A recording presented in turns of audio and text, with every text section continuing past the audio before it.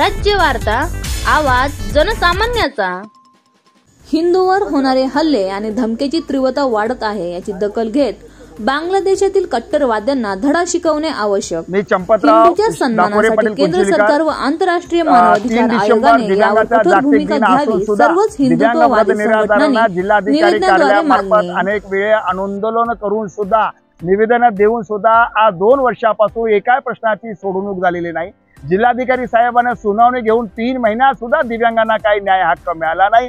म्हणून सकल दिव्यांग संघटनेच्या वतीने आम्ही दिव्यांग जागतिक दिनी आम्ही मोर्चा जिल्हाधिकारी कार्यालय, आयुक्त कार्यालय आणि जिल्हा परिषद या तिन्ही कार्यालयावर काढल्यानंतर एकाही अधिकाऱ्याने दिव्यांगाची सहनशीलता दाखवण्यासाठी समोर येऊन निवेदन स्वीकारलं नाही किंवा त्यांना दिव्यांगाच्या शुभेच्छा दिलेल्या नाहीत। आम्ही या ठिकाणी आक्रोश मोर्चा 5 वाजेपर्यंत करून सुद्धा जिल्हाधिकाऱ्याचे किंवा कोणताही प्रतिनिधी आम्हाला भेटलेला नसल्यामुळं हा आमचा आक्रोश मोर्चा पोलीस स्टेशन वजीराबाद येथे जाऊन आम्ही रीतसर तक्रार निवेदन दाखल केलो की दिव्यांग ऍक्ट 2016च्या कायद्याप्रमाणे आणि दिव्यांग दप्तर दिरंगाई कायद्याप्रमाणे संबंधित अधिकाऱ्यावर गुन्हे दाखल करण्यात यावे, यासाठी सायंकाळी 7 वाजेपर्यंत दिव्यांगांनी शेकडो दिव्यांगांनी या ठिकाणी निवेदन सादर केलं। पण आज सादर करून सुद्धा 9 दिवस झाले आज, तर या 9 दिवसामध्ये एकाही प्रश्नाचं किंवा एखादा साधं उत्तर सुद्धा मिळालेलं नाही। म्हणून आज 12 तारखेला